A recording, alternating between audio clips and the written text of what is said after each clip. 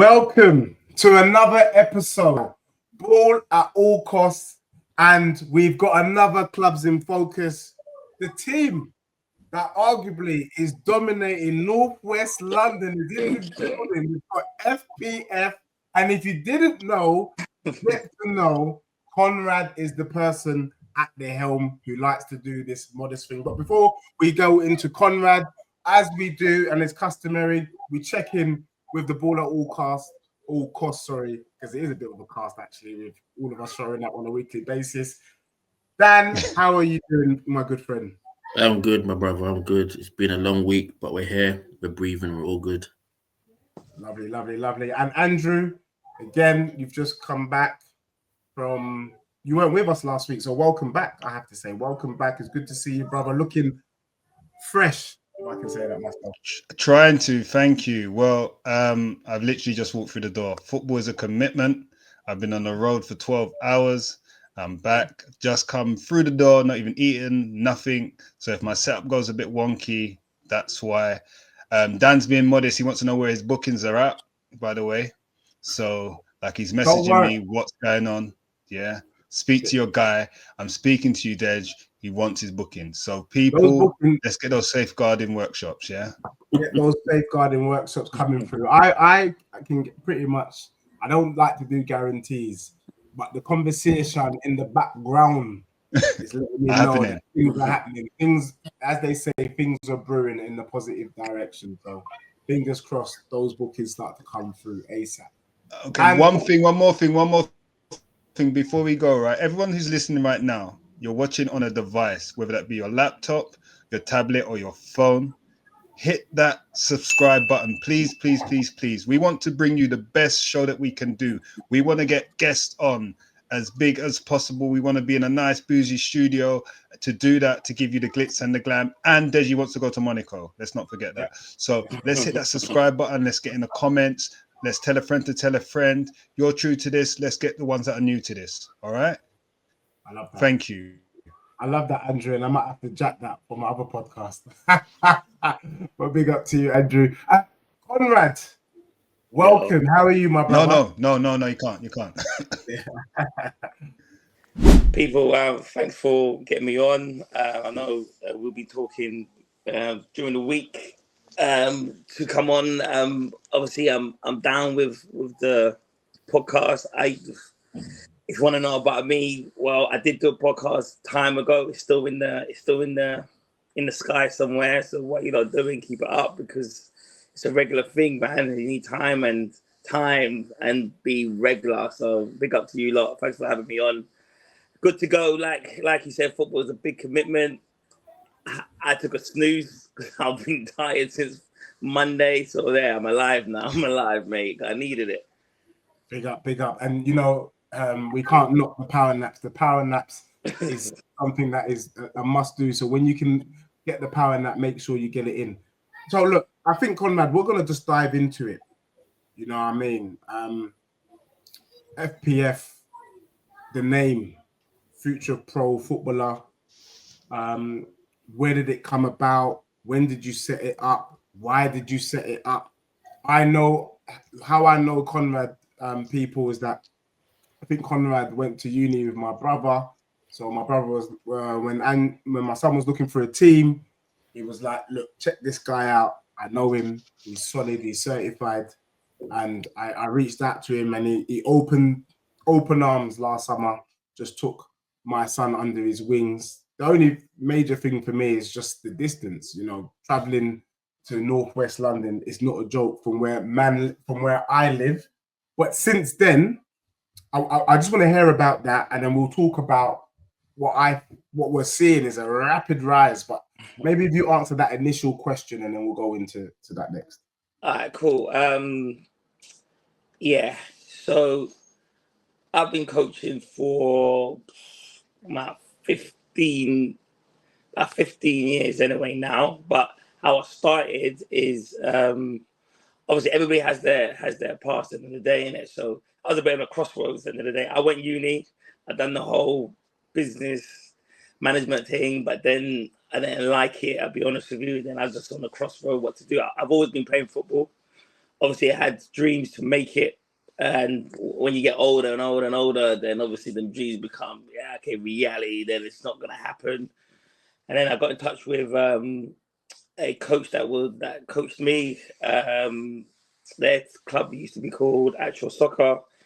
He took me on his wing. I was an assistant. Then I was a coach for under 9s and 10s. We won something, but then obviously things happen. And then I went into goals establishments that I coached for them on the weekend. And then that's when really started, my eyes started opening and what they were offering at that time. I just don't think it was good enough for the boys that I was coaching. It was all about getting in there, yes, have fun, but straight into matches. But I wanted more because of my journey. It was all about training and then a match and stuff like that. So it was the structure. So I decided on my ones to give it a go set up my own training session in Uxbridge, Brunel. Had some kids that coached from goals came down. It was about 5 of them. Sorry to cut you, and also why that area as well, of all areas. Sorry. I was living in Northwest London first of all, and then it was just it was something that no one was doing. No one was doing a tour. Plus, I had a good sort of network and relationship with parents and players, so I knew they could come. They liked the way I coached and stuff like that, giving me good feedback. So that's how it started. The Hayes and Uxbridge area. And then, like I said, I started with 5 loyal kids that they're 18 now, 19. I still chat to them. 2 or 3 of them are my coaches, which is crazy as well. So obviously that guidance and that started Friday and Thursday, just 7 kids for about 2-3 years. And it started building from there. And the name Future Pro Footballers Academy, I didn't want to sell dreams. You know what I mean? Because I don't want to be saying Pro Football Academy and I'm thinking, you must be pro. It's not that. It's your Future Pro Football Academy. It's up to you. End of the day, I don't want to, like I said, sell dreams. So that's how FPF came about. And then from Brunel, I'm still there. At the end of the day. And it's going strong. I'll be honest with you. It's really picking up. But more say in the last 18 months, 2 years. But before then, it was just grinding and just getting teams out and just getting noticed around the area personally. So it's hard work. And obviously it started with me and my friend anyway at the same time. Well, you've been noticed, so that's very good. Congratulations. And as I was saying off air backstage, that we came across you recently when you came to Merging Hammers, but that's your under 10s. How many teams do you have? So how many boys do you have under your wing now? And where do they play? Are they in leagues, etc.? Give us a bit of background about that kind of structure. So we play on a Saturday JPL. We've got 7, 8s, 9s, 10s times 2. Our 10s is the biggest age group. We've got about 8 teams in there in the JPL for itself. And then on Sunday we do our local Harry League. Again, we've got from 8s to 12/13s. So we've got about, I'll say plus 10, plus 15 teams on a Saturday, Sunday running at the same time. Basically, we're playing opponents and different leagues, different divisions. Obviously, we categorize them as well. So we're growing. We're growing. Okay, that's impressive. And do you have? How do you pick? Because you have showcase teams, right? Is a showcase team a particular age group team, or is it a combined team? Is there a selection process? How does that work? It started from 2-3 years. To be honest with you, I'll kindly say that the 10s are the flagship, but before that, it was the current 12s. That was it at the same time. Mm-hmm. Obviously, we get to secondary school and it becomes more. When you go to secondary school, under 12, 13, 14s, they tend to go with their friends' team. You know what I mean? Some do stay, I'll be honest with you, but they tend to, I'm disillusioned. Let me go to my friend's team and try over there. So the 12th was my flagship, but now it's the 10s. And then we just started getting that good vibe, environment. Like it was getting very competitive. We was winning tournaments, and then obviously the football's good, and you get a lot of compliments. But it started with you have to trust the process. With with my philosophy. Yes, I've done the whole getting battered 10-0, 20-0, 25. Listen, I've been there. I've been there, but I'm not gonna change. And then a bit like Ruben at Man United. I'm there. We're sticking to what I know, and I'm a Man United fan. Big up, I swear now. So I stuck to what I know, and then when the results happen in football, then everybody comes in, and then then we started to say, you know what, we've got a good set of under 10s, and then let's take them to the competitive tournaments like your streets football, see if they compete. Before, when we was going in there, we weren't getting through the group stage or winning games, but they were competing. So that was the start of their journey.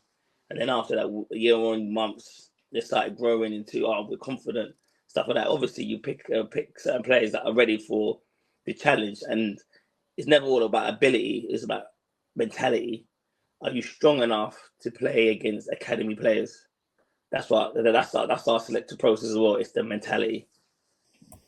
Sorry, Conrad. Just look. So I had a question later on for you. But that's perfect what you're saying. So how do you look at? So do you look at the DNA of your club to relate to the DNA of your players, or how do you like kind of align those between the boys you select and the boys that are there for development? So if a child comes in, we'll put him in amongst the first stage, which is the development players, and straight away, if myself or a coach that says, "Oh, you know what, he's good. He's got he's just come in and he's just been himself." You know what I mean? Because obviously some kids come in and they're quite nervous, but he's just come in, does not mind the environment, comes in, all right, cool, no problem. He gets moved to we'll call it advanced group, and then that's when he actually shows, okay, yes, he's got ability, but can he earn his stripes amongst the group? If the group can respect the player as well by passing to him, you know what I mean? That's when you know if you earn your stripes, the kids will pass it to you and say, "Oh, here you go do your thing." You know what I mean? Whereby I've been in an environment whereby they won't pass it to a new boy because they don't think they're on their level, stuff like that. So you see it all the time, right? Kids are unforgiving and very honest in their observation of other players. 100%. Yeah, I agree with that. So once that happens, then they go, yeah, and obviously I see it. The player say he sees it, and then they come in the group, and then they make opportunities and stuff like that, and then they just build a team. My motto, I'll say, is if quality comes in, quality stays. I know there's clubs that say, "Oh, we're full," but if quality comes, quality has to stay, 100%. Because I don't want quality to go into another club and then come against the cup final and he scores past me because I couldn't have room for him. There's always room for improvement. There's always room for quality. So give us an example of what that actually looks like in reality. Okay, so a boy comes in. I like him. Coaches like him. He gets in the group. So we play a training match, and he's just like goes in. He's aggressive. His mentality. He affects the game. He's an efficient mover, and he's a champion attacker. So obviously, I base it on also how, because in my other job, I'm academy scout, so I've got the sort of syllabus or what we look for, and I take it to my academy, and if it ticks the boxes, then 100% he's a keeper, and then that's when I say, no, what, there is potential to get into or be seen or be exposed into academy setup because of the lines are going towards the academy philosophy that we look for. Okay. It sounds like the 4 pillars. Yeah, that's right. What is the 4 pillars? Can you share the 4 pillars? I was just going to say that. Can we come back to the 4 pillars in 1 second? 1 second on the 4 pillars. Sorry. I just wanted you to expand a bit more just for the listeners to understand, right? Because effectively you're a pre-academy almost, if you like, right? Or there's a pathway to the academy. You know what you're looking for. You said if quality comes in, quality stays, right? So I just want you to expand before you get into the 4 pillars, expand on what that actually looks like if you have a team that's full and quality comes through the door, do you add him to a team that's full? Do you create a new team? Do you release a boy? What does that look like? Okay, so in my club, so I take the 10s for example. JPL, we have got where at the start of the season there was 3 under 10s, and I put 3 under 10s for JPL. I'm probably the only club in JPL that has 3 teams in the under 10s, and then we got 2 in the Tame JPL. So that's the in Oxford side. So yeah, we got a couple players that will play from there. So then, if a player comes in, so after halfway, we got a training session and stuff like that. So more and more kept on coming, and then it happens to be there's a space because obviously not everybody survives in JPL. That's how I say it anyway. So then the JPL offered me a space. All right, cool. So then the top groups that I say, yeah, or even from my 3 teams, I started saying, you know what, your levels are kind of declining. Not that all the other players are just moving away from you. So then if quality comes in, quality stays, so then I create another team. So right now we've got 4 under 10s in JPL. We don't we don't do the whole, okay, you come out or stuff like that. We don't do that. We just move them from teams. So, okay, so why don't you go here and then just have time to develop, you know what I mean? There's I'm not saying there's no pressure on anything like that, but yeah, just come back to where you was, you know what I mean? Because like you said, a very good team with very techie players with ballers, they're unforgiving. You know what I mean? And then after it's that relationship, that bond, and then the kid may just, you know what, may feel I'm not as good as them, but now you know what, just take a sit back, don't worry about it, and just develop over here. And then we're always watching. I'm always watching. I'm always keeping an eye. So I do create teams.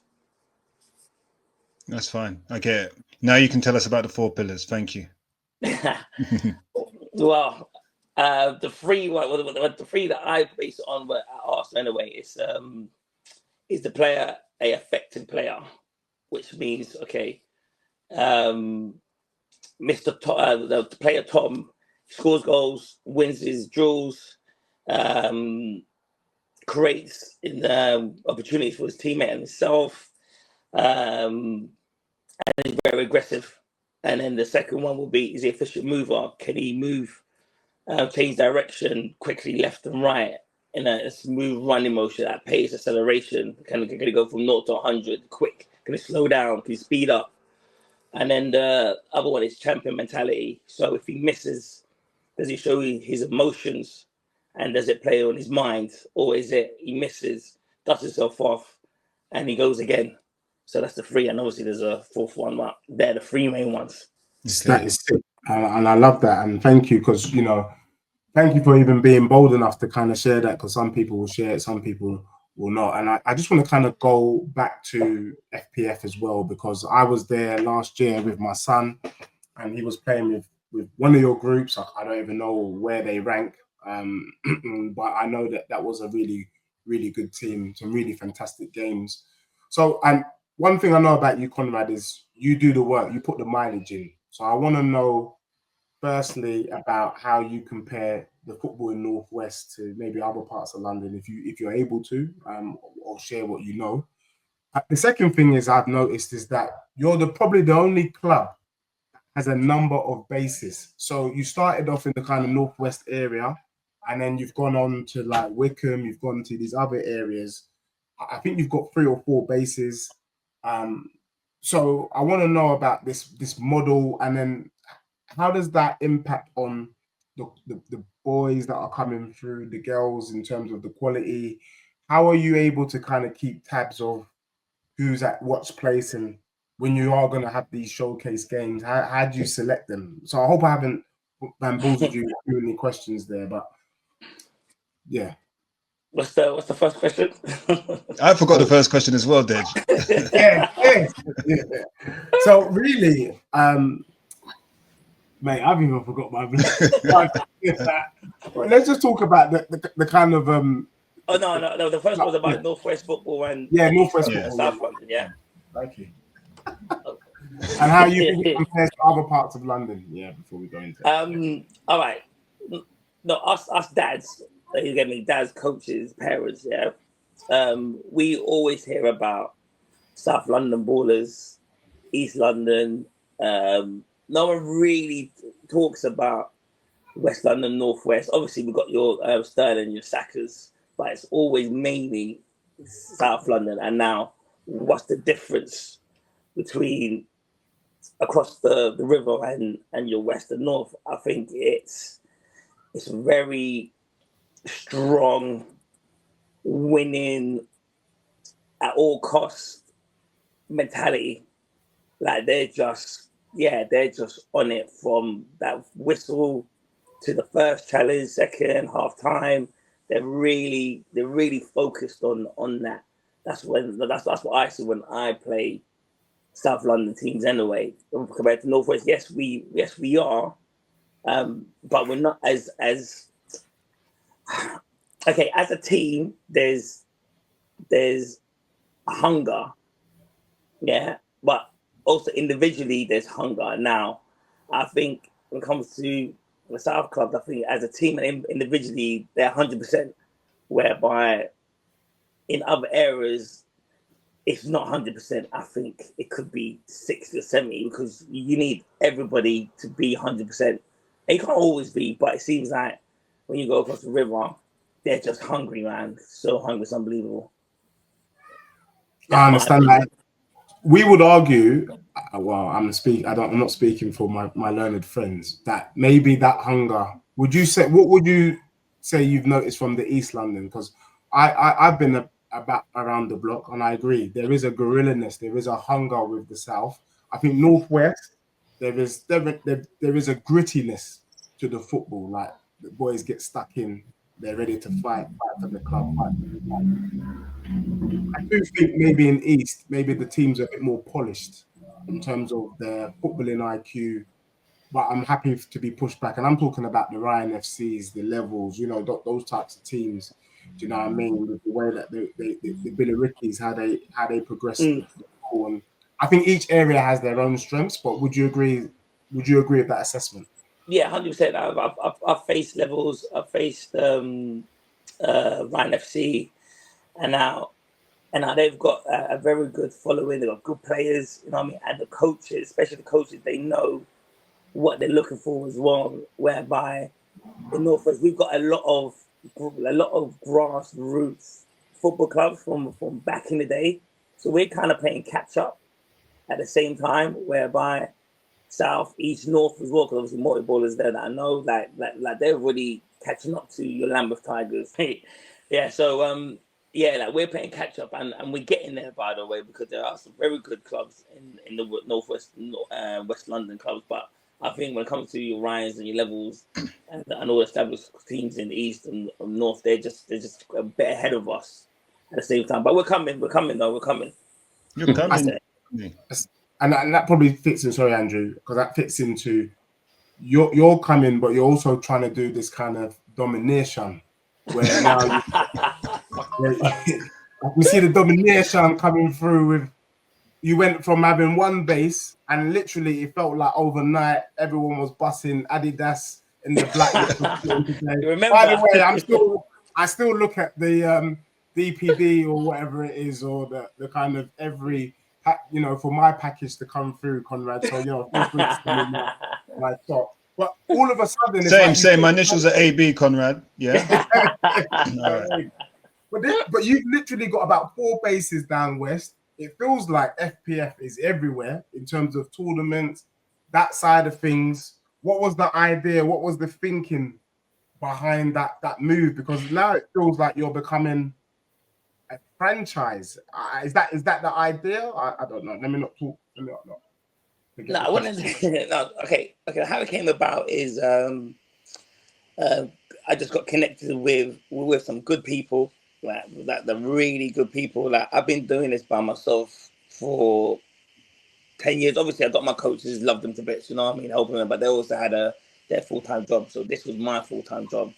So I was, I was everywhere. I could be doing that. I know all the dads and coaches, parents do it at the same time. I'll be doing 4 games on a Sunday morning, back to back, crazy.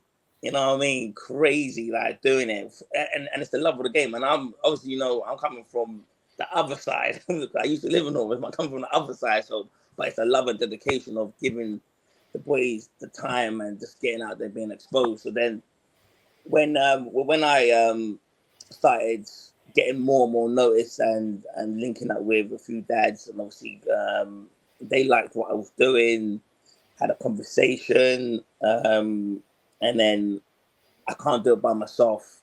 And it took me a long time, like obviously thought, but I can't do it myself. So you know what? If FPF needs that, if FPF to grow, it needs A, B, and C. So then I just said, yeah, it's needed and seeing it. I'm not a social media person, so if anyone scrolls down from the archives back in there, see how my social media was on the Insta, so now they'll be thinking, oh my God, like he must have went to uni and got a degree or something, because it's looking crazy now how it was before. So even that kind of changed. Everything's changed, and the people behind me, yeah, they've got the structure right. I'm a coach, like more now. You know what I mean? A lot of responsibilities have come off me, and that's what you need to build a football club or a business. At the end of the day, you need good people around you that's got the same vision. And then, like you said, it came from 1 to 7 in the space of 18 months. I still can't believe it right now. I'm like, whoa. 7 places. Crikey. Yeah. Name them. We got Mondays we're at Wembley Goals. Tuesday we're at Hayes and Milton Keynes. Wednesdays is Maidenhead. Oh yeah, Monday we got High Wycombe now as well. Sorry. Thursday we're at Reading, and Slough. Friday we're at Hayes Goals, and Saturday we're at Hillingdon. So yeah. Northwest domination. Conrad. Emphasis being on domination. Conrad. I was going to ask who were your rivals, but you are rivaling yourself. Nah, I wouldn't even call it rivals because I would like to say I've got a good relationship with every club around. Now, we all know, first of all, I'm not a poacher. First of all, I'm not, but it's what we're okay, parents, okay, I'm a parent as well. It's like if you look over there and they're doing like the session is just, it's like in our session we're vibes in it, like we've got banter but also we're serious at the same time. You know what I mean? And then if you go to another establishment and it's just dry. Yeah, just say it. It's dry. You know what? I was going to use the word drab, to be honest with you. So, you know what I mean? The word of mouth and stuff like that. And this is how it's grown as well at the same time. But I can't help it. Conrad. You know what I mean? I'm trying to do the best thing for the boys and try to give them the best coaching and guidance as I can and expose them. I do not, for one, I do not give promises though. I don't do that. You know what I mean? If a parent thinks that I'm going to give them Arsenal trial or Reading or Stephen, it's not going to happen like that. You know what I mean? You have to earn it. End of the day. So you're going to come in with, okay, I'm starting from 0 and then I'm going to try and work up to 100, something like that. I don't do any false promises. We're not like that. End of the day. We have to earn it 100%. Conrad, just listen to the expansion you're doing. This kind of leads me. So, what legacy you trying to leave behind through FPF, your football, everything you do with your community? I think when I was growing up, yes, I was playing football since I was 7. Was playing 11 aside. Amanda must know, but you've been playing 11 aside from 7, 8 years old, right? Everyone remembers that. Yeah. You know what I mean? You know what I mean? Nowadays, they want to do 3v3s and 4v4s. I'm thinking, God damn, man, times have changed. End of the day. So, yeah, that's how we're showing our ages right about now. Even people don't even know that 7-year-olds will play 11v11 on big pitches, on big goals. Yeah. Crazy. You know what I mean? But it's like, when I was growing up, I did really want to be a footballer. I'll be honest with you, really did. Was I determined? Yeah, I was. Did I have good guidance. I wouldn't, not 100, not like I would have probably do now. So it's just like my journey. I'm trying to give the boys in a different journey whereby I'm gonna help them get that exposure, and see if they can fulfill their potential. Because right by now, I think we're lucky that obviously the football's changed. You know what I mean? You got social media, you got development centers, you got other PDCs, whatever you want to call it, centers and stuff like that. You got showcase. There's a lot that the boys are exposed to, and there are opportunities to go in. So I just want to, when it comes to FPF, I just want to have a club whereby, this club does try their best to put them in the right pathway, try and get exposed and stuff like that, and give them life skills as well in terms of that different cultures. You know what I mean? If you come to the club, there's different cultures in there. You know what I mean? And everybody's friendly and stuff like that. So that's kind of like someone I live in. That we're family based club, 100%. You know what I mean? And we do allow everybody to come in as well. You know what I mean? We're not going to say no to you. Like, listen, come in, train, and do your best. It's brilliant. I love the expansion. I love the humility. I love the journey and not the need for legacy, but the legacy that will be left. Obviously, you've experienced success. You're taking your boys into academies to showcase them. Do you want to talk more about that, and like where have you been into, how that's come about? Obviously, you're a scout yourself, but you've obviously taken them into places where you don't scout for. So how does that work out? I think how it started, the whole scout thing, to be fair, I had a good childhood friends that were in a academy setup coaching, really, really good.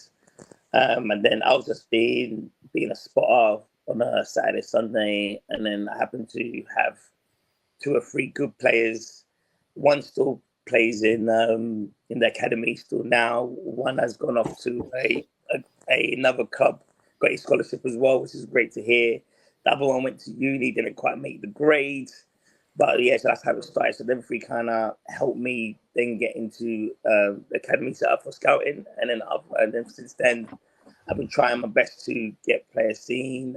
It's taken a long time, to be fair, because obviously you can't just have any team to go in there, because you want to have a reputation end of the day. So like I said, we started building good teams around, and then when we go to, I think when you go to high level tournaments, I think that's when your club and your players get noticed, and the way we play as well, I think really kind of helps us out, aids us into the way, because at the end of the day, everyone wants to win, but there's a style of play that academy wants and academy scouts like to see. That either team or individual on the ball, off the ball, stuff like that. And then once you get invited into one, then you kind of get talking to the other scouts and managers of the clubs, and then again, if they like a boy, then they'll say, oh, you know what, this club has got some good players. We should just monitor them sometimes. Like, I'm not saying all my age groups are the best or like that, but we have a few individuals that can make the grade, but it's up to them when they go through their trials. So so then have a good relationship with another club that put 3 or 4 in there, and then after that it just becomes, oh, you know what, it's a good club, and it's the word just gets around. So there, I've got a couple of questions on the back of that, right? So I guess you are saying the hard work, obviously, to get the boys into the team playing well. I'm not going to ask you for your specific USP, but the boys enjoy themselves. They obviously showcase their ability when they play for you. Do you just want to give us an idea of some of the major tournaments that you get your boys into, and then have another question on the back of that? Yeah, so certain tournaments that we get them into is the street football one. It's based in Luton. It's got all academy players come in. A few grassroots come in, so that's a very good one. There's another one that Elite Sports Tours do, another academy-based tournament. There's Europarks as well. Again, he brings clubs from abroad. And then now you get your Ryan FC tournaments. You get your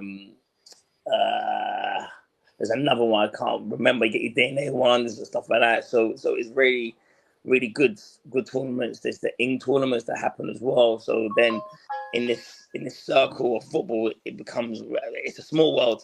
So everybody knows that if, for example, FPF are coming down, then obviously they know the level's going to be good. The levels come down, and Ryan C come down.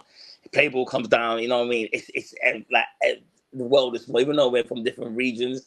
When it comes to tournament, everybody knows, okay, obviously the Tony app helps as well, you know what I mean? Everybody's scanning to see what clubs are in there and stuff like that. And then when they know, then yeah, it's going to be a really, really good tournament, really good. So them high level ones are really good. Yes, and also I like to have the 7v7. So if my 10s are playing 7v7, I would like to have a 7v7 tournament. You know what I mean? So they're familiarized with it. I don't tend to do 5v5 unless it's 7 or 8, but Thank goodness. I hate 5v5, 6v6. I think it needs to just be 7v7. I don't know why a lot of these academies like to go down. For me, it wastes people's time with 4v4. Like, I just don't get it. But yeah, no, it's good to hear you say that. It's good, definitely. And no, thank you for that as well, because we pride ourselves on being informative, right?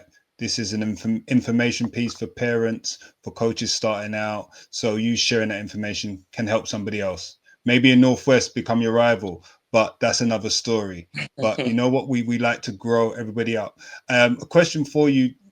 Dan asked about legacy, right? You mentioned it started for you in the scouting game with 3 players. Now, we spoke off stage about boys in your 10s getting opportunities right now, some going on trial, etc. Do you fear that you won't be able to repeat your success? We'll talk about your success in a minute, but do you ever fear that you won't repeat your success when boys go in and they go away from you and now you have to start again? It's a good question, but I love coaching, and what I say is there's a lot of teams as coaches are all about winning cups. My winning is getting them into academies or getting them trials. That's my winning. And they're going to remember their trials or getting in. Listen, cups, everyone's cups, but end of the day, if you win the cup, and I've got 4 boys under 10s getting into academies, who's really won? Yeah, exactly. It's that, you know what I mean? Because nowadays, parents, kids, they want to be footballers as well. I think this generation is the most I've said they want to be footballers. Where back in the day, it wasn't the same want. It's different want now. It's 4 or 5 years old, you're kicking ball. You know what I mean? Even 2 years old, you're kicking ball. You know what I mean? It's a want now. It's the hunger. So it's different generations. So it's that hunger to make it into academies. And yes, it's getting harder, 100%. But also when you're for 6, 7, 8, I think the pre-academy is you're really good. That's your first stop of getting there. Your first chance to get into academy anyway. So you can have the best 7, 8 boys in your club. But at 9 years old, they're going now. Yes, this happened to me. I had a very really good under 8 team, really good, from 7 to 8, yeah. But then the pre-academy came in, so they had to start doing matches. So my under 8s kind of got weakened a little bit because the players that were on their pre-academy journey, they had that they helped the kids quite a lot, you know what I mean, because of their strong will and their ability, you know what I mean. End of the day, if you lose, if Messi doesn't play for Argentina, they lose a whole lot of things, you know what I mean? It's the same way as 7, 8, 9, 10 in the age group. So when they went, then I started thinking, all right, how can I get the best out of these boys? You know what I mean? Yes, you can get new players, but it's that winning mentality you have to install first. And then when the pre-academy teams, for example, I'm saying I use the team as an example. Say your 8s go. Now, what are you going to do at under 9s? Where's your players? Again, where's the next step where you have to go finding a new batch of not the players on academy level, but it's back to ground zero again, where I'm still developing the ones from 7, 8, 9. They're still with me, and then that 9 years, that under 9s first year, that's a very important year for development to catch up to the pre-academy players. So that's in my philosophy. So I say it's like 8, 10, 12, 14, 16. That's when you try to push your players in. Yeah, the even numbers.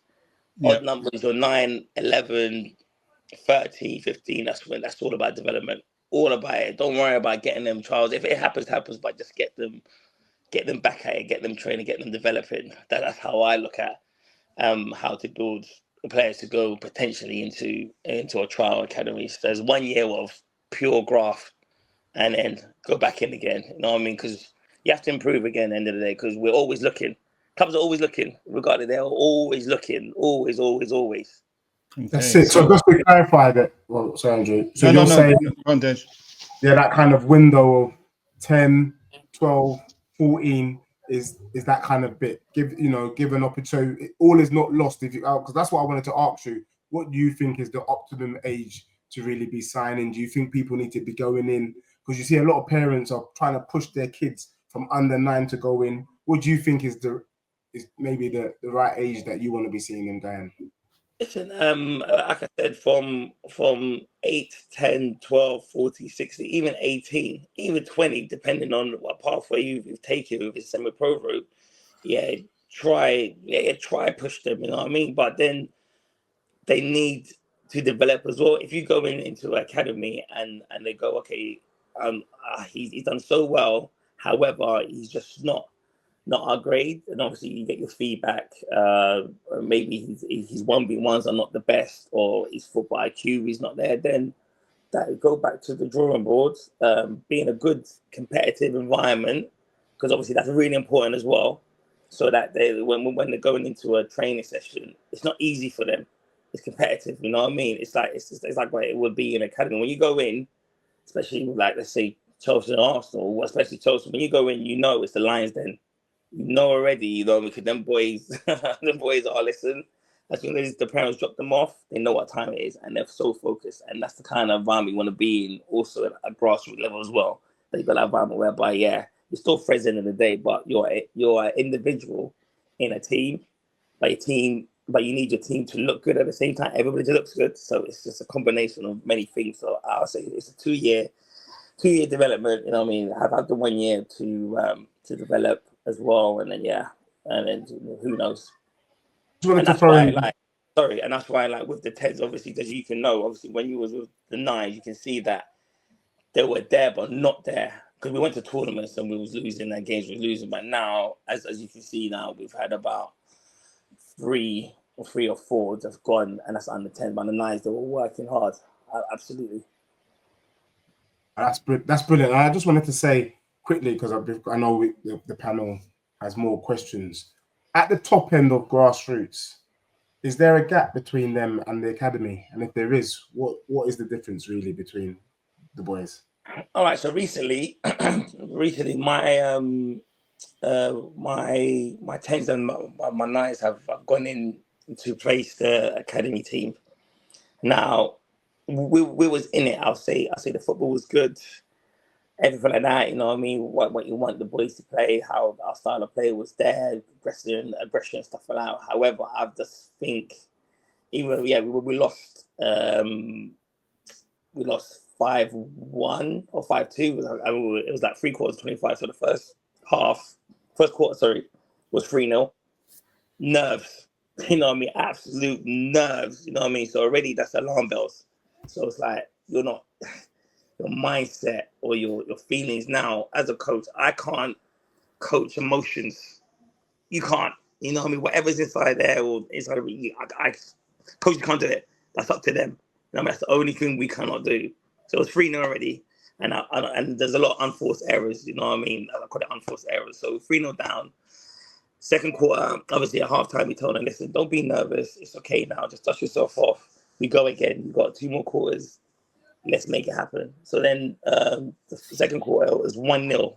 So from 3-0 to 1-0, it's not bad. You know what I mean? It's not bad whatsoever. And then the third quarter, it was 1-1. Well, it should have been 1-0 to us, but 1-1. So their start was really down to their nerves.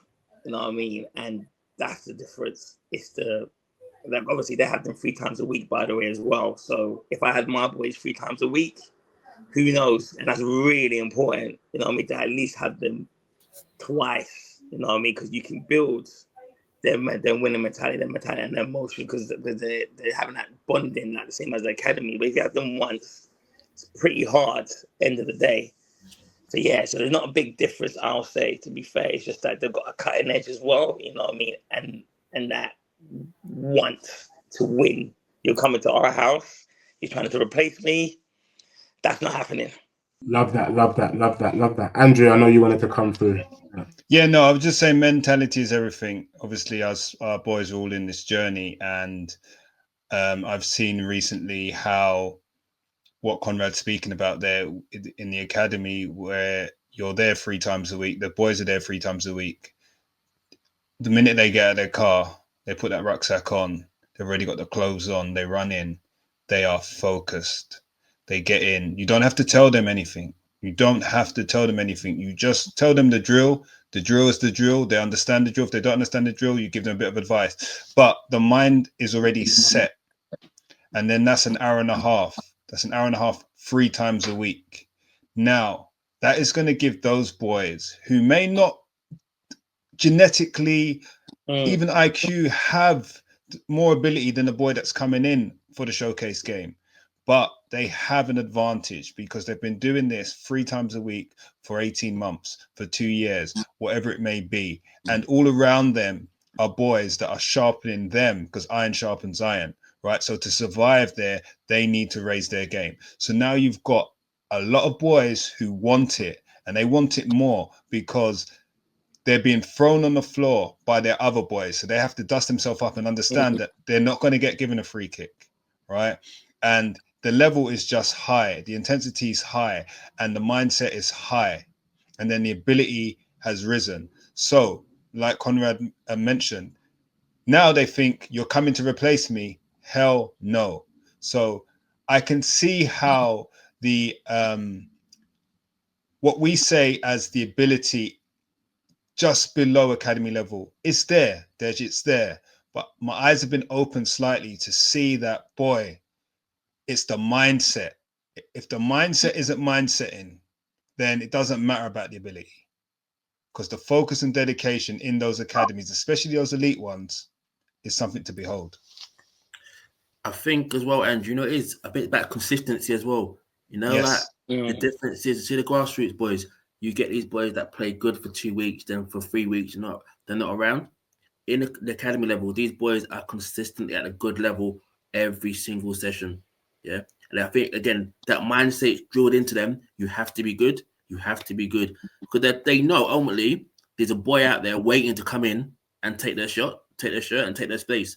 So, but they're good. That from like usually, like Conrad said, pre-academy, like 6, 7, 8s.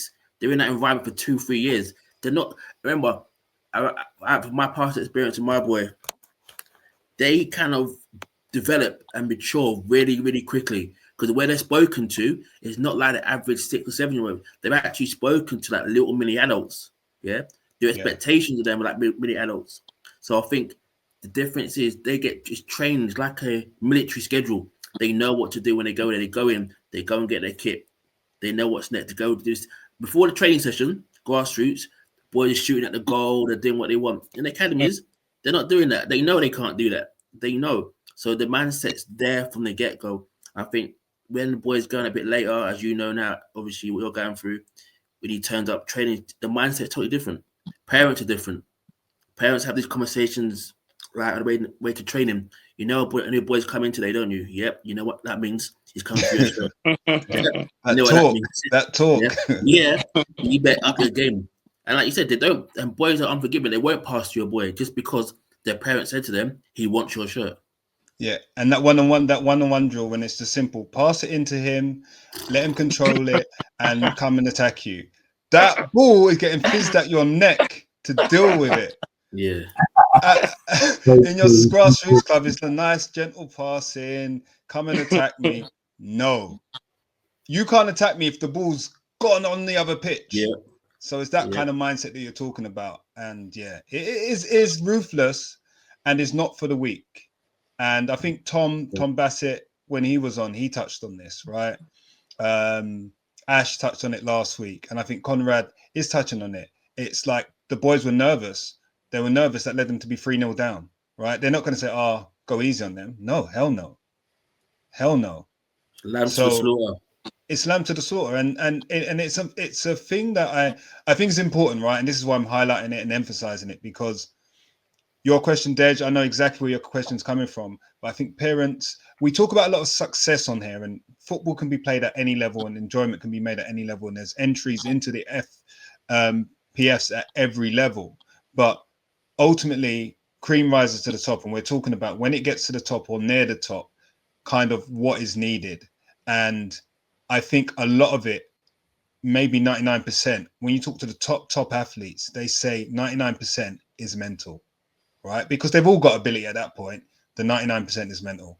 And this is where even the academies, the showcase academies, FPFs, all of them come into it. You need to try somehow and get these boys prepared to go into that slaughterhouse and not be the lamb to slaughter. Right. So Conrad, you're doing a fantastic job. But do you want to talk about some of your successes, please? Yeah, cool. Don't mention names, but start with your under 10s right now, because you've had some. Yeah, okay. More than some. You know, yeah, I'll tell you. Yeah, I'll tell you three journeys of them anyway. Yeah, individually. Yeah, quick ones anyway. So yes. So the first one, Q4. Everybody says Q4. I understand Q4 now. When people say, "Oh, he's a Q4," I understand it. You know what I mean? Q4 means if you're born in August, you're a very late one, and then someone in September will have his birthday before he's about 11 months, 10 months ahead of you, which is very important and very key, to be fair. I didn't know about it until obviously I've been in the game and learning it. So I had this kid, he was in my second team, and then he was a bit kiddie, to be fair. Kept to do mad slide tackles. Like, oh my god, it's gonna cost me pennies and fouls and stuff like that. Petulant, And then he got dropped to the third team. I said, nah, you know what, you're going over there. So then obviously he knew why. You know what I mean? He knew why. So done his thing. End of the day, he came back to the team, and since then he was moving crazy. Absolutely, like he went from being on the bottom half to the top. He's the most important player on my team, and then he got seen. He was on trial already. I mean, he had a trial previously, and it just didn't fit for him because he's all about me and the ball. You know what I mean? Where the club he went to, they're more passing, and he didn't understand it at the moment. So he needs to find another environment where it suits his game. So in the end, he went in, and then he took I took him by storm, went in, and saw him the other week. And the kid's got swivels now, man. He's even doing me. I'm not even playing. It's crazy, absolutely crazy. Like, he's just so confident, and that's what academy brings to kids as well. From a quiet kid to a confident kid is crazy. Like, you know what I mean? Like you said, consistency. You know what I mean? Yeah, he knows I got a shirt. I'm feeling myself coming in his shirt and stuff like that. So he's showing everybody that this is who I am at the end of the day. You know what I mean? Which is good for him. So I'm happy for him. So the second one. Came into our Maidenhead centre. He couldn't hit a barn door. My God, in front of goal, it's going wide, it's going up, it's going absolutely everywhere. He's just terrible, absolutely terrible. I swear down. I'm thinking, okay. I didn't see potential. I'll be honest with you. I did not see potential whatsoever. But then obviously kept him coming. And the one thing about this kid, he's very, very coachable, and he takes on instructions really well. You know what I mean? So I was drip feeding him a few information, because again, he's a Q4 as well. So I was drip feeding him, getting taken on board, and then again, he was in the second, third team. I don't think he was ready for the first team, should I say? And then put him in the deep end, and then all of a sudden, I was like, oh, okay. Where's this coming from? You know what I mean? So I saw something there, like a light bulb moment. It's like, He's in front of goal. He's still a bit erratic, but it's not as erratic as how it was at the first stage. So then I started working with him and giving him things like be patient in front of goal, stuff like that. And then he's got pace to burn. Absolutely, he's explosive, really explosive. And then again, he kind of, because he's coachable and because he wanted it as well, he started passing my other players started passing them, and he became like top 2 as well with the other kid that went in. And there's other boys in the team that were there before these two, and because it's that want in it, it's that want to learn and want to get there, to just pass them, which kind of is another thing that I told players: if you want it that badly, you can do. You don't only just do my coaching; you always have your individual. Go out in the park and learn it yourself, because there's so much we can do. It's up to you how much you want it. End of the day. So then after he went in, and everybody was talking about him as well, there's previous clubs kept watching him, stuff like that, and he went in as well. So he's gone out in the space of a year. He's gone, you know what I mean? And that's some rapid pace, to be honest with you. End of the day, and I saw him the other day, and yeah, he's enjoying himself. He's got his confidence and stuff like that. So I'm happy for him. And then, like we said, there's the last one just now. Everybody calls him Anana. How he's doing his side. And he is 100%. Even the rivals, like the opponents that we play, they call him exactly the same thing. He's got bags of character. He came in as an outfield player, by the way. So he played for a season. Okay. Mum and dad wanted him to be an outfield player because of the glitz and glamour of an outfield player. But as we know, goalkeepers are becoming glitz and glamour as well now, end of the day. So he played in goal played outfield for about a whole season. And then he liked it, but he always was destined to be a GK.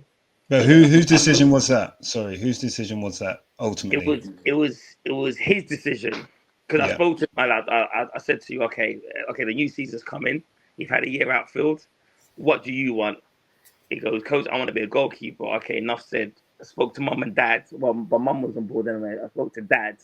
I said, your son wants to be a goalkeeper. If he wants to be a goalkeeper, trust me, you can get there because he's got potential, 100%. You know what I mean? So dad said, you know what? Okay, I trust you. You know what I mean? And then again, a light bulb moment came within half the season. Like he just started doing craziness, like crazy saves. Footwork is crazy. He was the best goalkeeper in North West London under 10s, in my opinion. Hands down. You get me? Hands down, doing Cruyff turns. And when they get in the ball and stuff, like he's got that aura, the personality, like he can go into any room and he'll just, I'm this person. Like he's just got bags of that aura. It's unbelievable. So he went in on 2 trials. He had one at Cat 2 club /3. Went in there, played against Chelsea. Mum told me he scored a goal. I said, how did he score a goal? Was that pen? He goes, no, it was a free kick. So even that aura, like that confidence to say, even though I'm on trial, I want to take the free kick. It's that one, mate. Amazing, you know what I mean? But then obviously those couple of Cat 1 clubs wanted him, stuff like that. He went in there and then he's got his offer, but he's well deserved, man. So that's the current successes at the moment. We got a few more on trial at the moment. So we've had 9 this season already. 9 this season already. The season ain't even done yet. I mean, I'll comment on that. 9 seasons. So but at the end of the day, it's down to the boys. That we can just coach them in it. It's up to them. You know what I mean? So that they put in the hard work along with the parents, bringing them to training sessions and taking them here, then, and afar. So it's down to them. We're just a piece of the puzzle, just to helping them along their pathway. Okay, brilliant. I love that. I'm looking at the time. I'm conscious of time. I'm enjoying this conversation. I don't want this conversation to end, but I'm going to go around the panel and just answer quick fire questions. After that, I've got another question for you, a quick fire question, and then I think you got to drop all your details for us and for the listeners. No problem. So Dan, aka Just the Dad, you've been sitting quiet for a while, and I know you accuse myself and Dej of doing all the talking.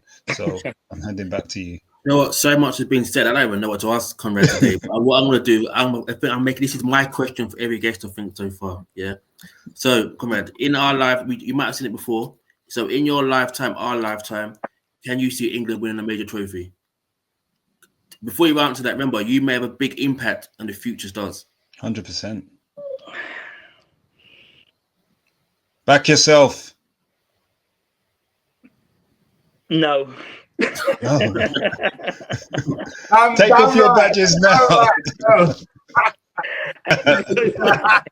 Yeah. Why do you say no? Coaching job.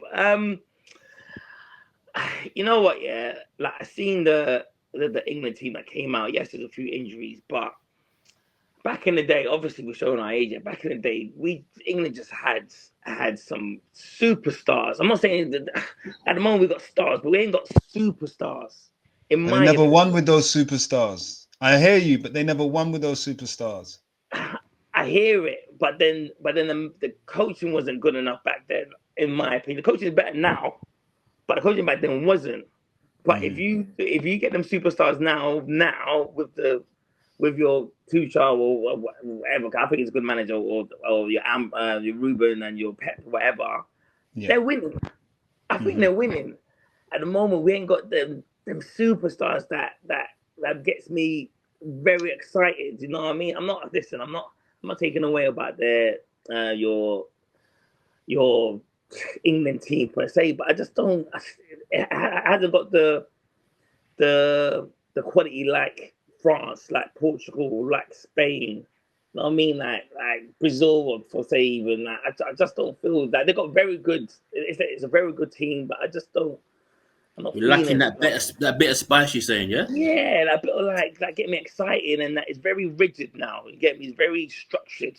Like, where's the freedom? You know what I mean? Like, where's the freedom in that? And then obviously we ain't got a number 9, because obviously once Harry Kane goes, there's no number 9. That's another thing. So where's the goal's gonna come from?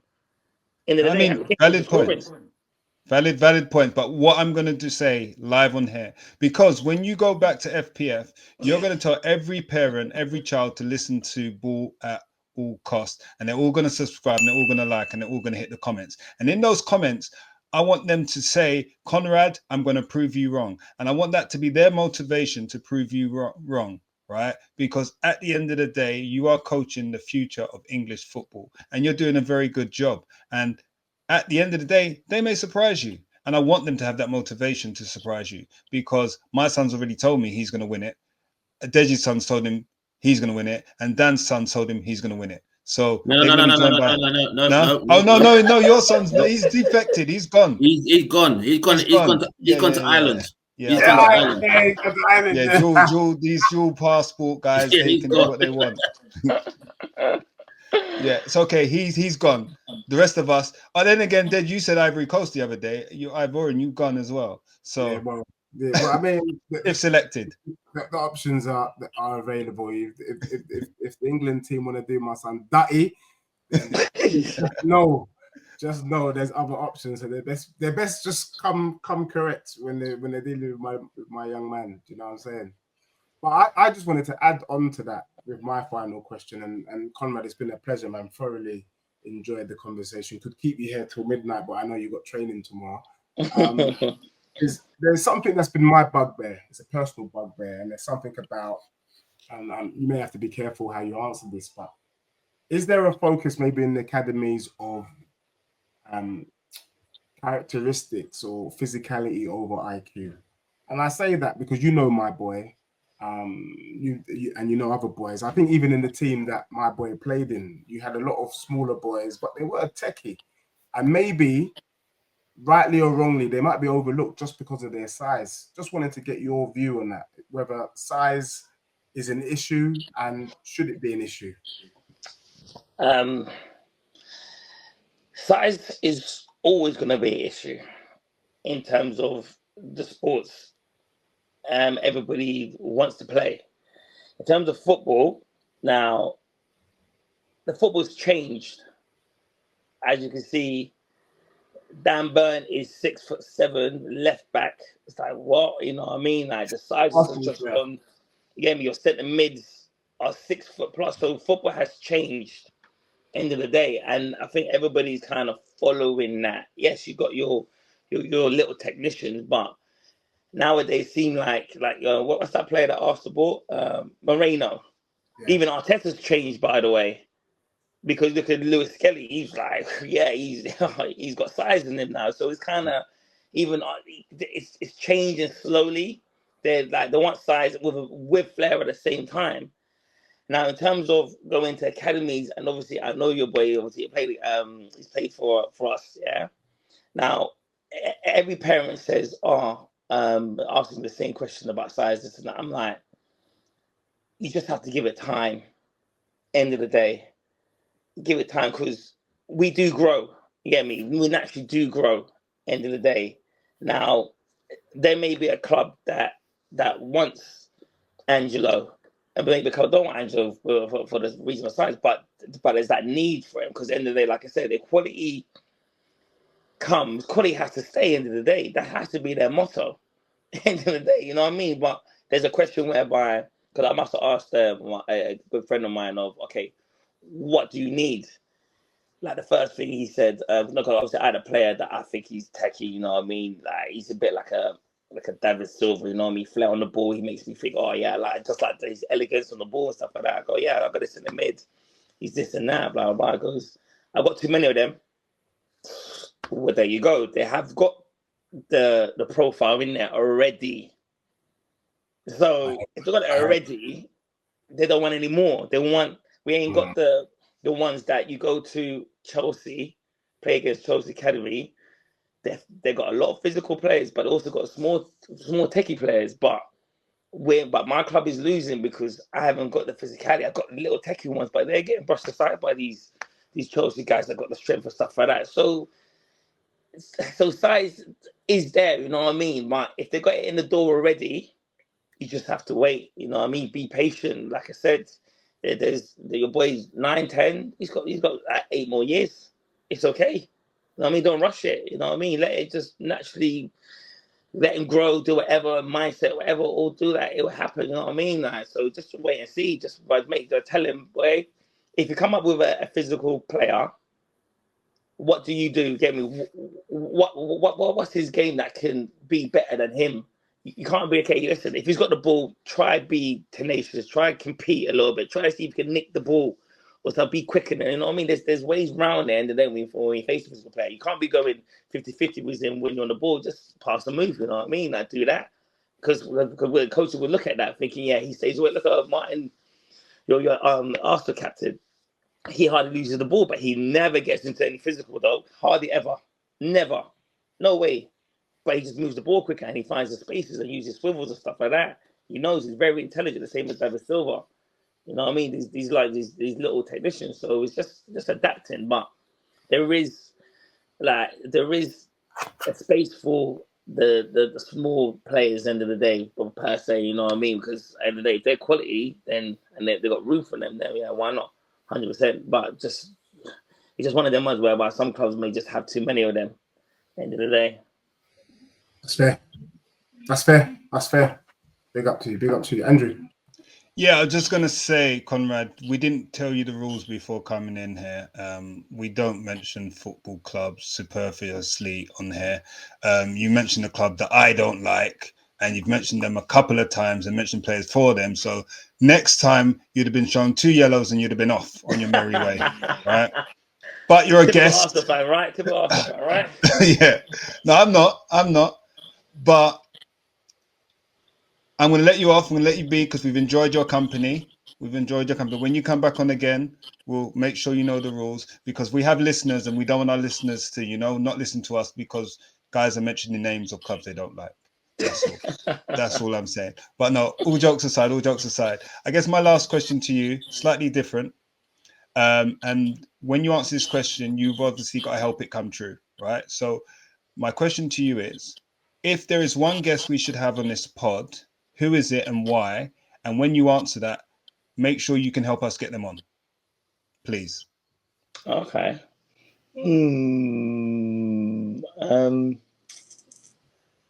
I'll try get you a head of recruitment. Of recruitment for there a you club. go. Yeah, that's good. That's perfect. Yeah. So you heard that, guys. We're getting a head of recruitment on the Ball at All Costs show, and Conrad is going to help us on and may even come in with them. Yeah. That's the plan. 100. We're aiming big. Go on, Dej.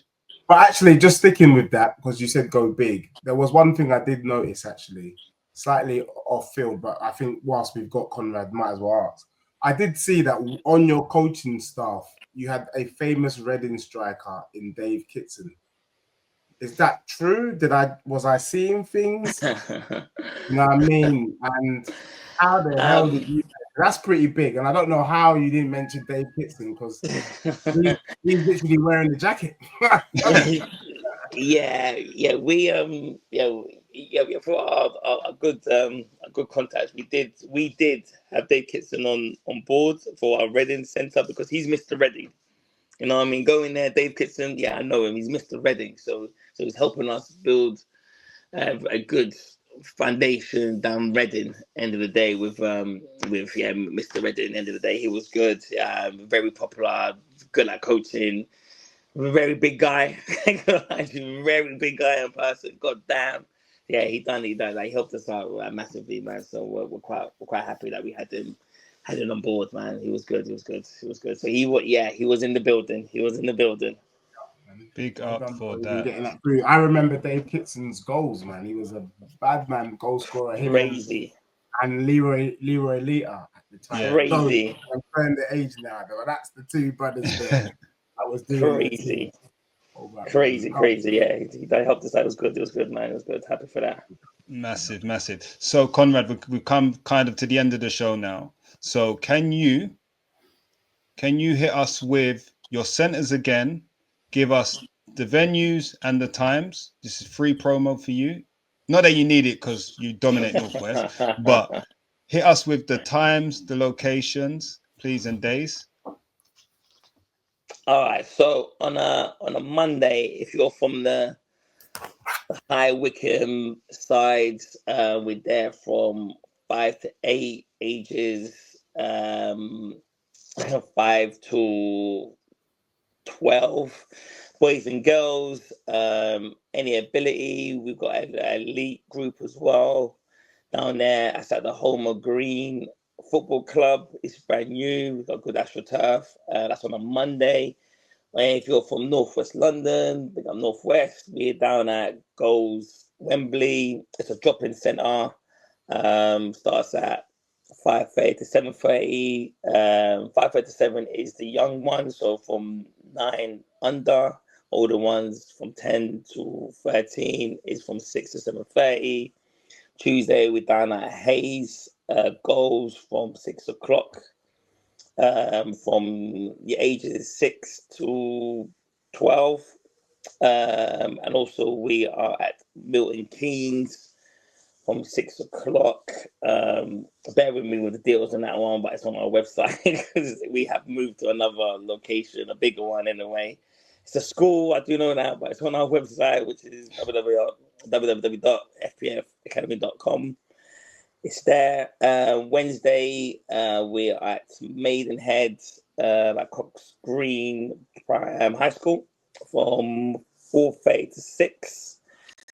Thursday, we're at Northwest Wembley, Ark Elvin, from 6 o'clock to 7:30. That's for 9 to 13s. And also on a Thursday, we're down at Burnham College from 6 o'clock. And we're at Reading Golf at 6 o'clock. Friday, this is our home, this is our hub, this is where it all started. Brunel Sports Park, from 5 o'clock is the Tots and the development, 5 to 6:30 boys and girls, and then 5:30 the elite comes in from 9 years old and 10 years old. The elite class is there, and then 6 o'clock is the 11s to 12s from 6 to 8 o'clock, and then the older ones are 6:30, 13 plus to 8:30, and that is our home, our hub. Started foundation there, Brunel Sports Park, and then Saturday morning strictly young primary school, Hillingdon Primary School, from 9:30 to 11:30, and yeah, That's quite a lot still. Well remembered. Quite a Well lot. remembered. That is a lot. And the reason I wanted you to do that is not to test your memory, but people consume data, media, information in many different ways. We could have said just go to the website which you named, thank you. But some people just won't do it because some people are lazy or some people don't consume information in that way. Right? They're listening to this pod, get the information out there to them directly, straight into their ear, straight into their dome. And that's why I wanted you to do that. Can you name your socials? And then we'll name our socials and then we're out of here. Yeah, so our Insta is FPF Academy. That's our Instagram. Our TikTok is FPF Academy. Listen, I'll be honest with you. I'm showing my age. I'm not even on TikTok, but I know it's there. I'll be honest with you. It is there at the end of the day. So please go on it. Kids go on it. Parents go on it. But I know we've got TikTok, and I think it's FPF Academy. And yeah, Instagram all days, FPF Academy. And yeah, we're there. We've got our reels there as well. So yeah, we're doing a lot. And then hopefully we got more things coming up in the new year. So yeah, big up to the FPF family and big up to this podcast. Thank you. It's excellent. I love it. And guys, if you have stayed the course, thank you. Guys that have dropped off, you're not going to hear this, but whoever's listening now, get your phone out right now, please. Hit that subscribe button, hit that like button, go to FPF Instagram and join, like them, friend us. We are on Instagram too. We are on TikTok too. Ball at all cost. FPF. It's a collaboration. We are here. You have listened to us. You've enjoyed. Please hit that button, like, subscribe, leave a review, leave a comment. Do all of that good stuff for us so we can continue to bring this fabulous content to you. I've been Andrew and I'm out. So thank you. Thank you very much. And we're out. Thank you. Cheers, Conrad.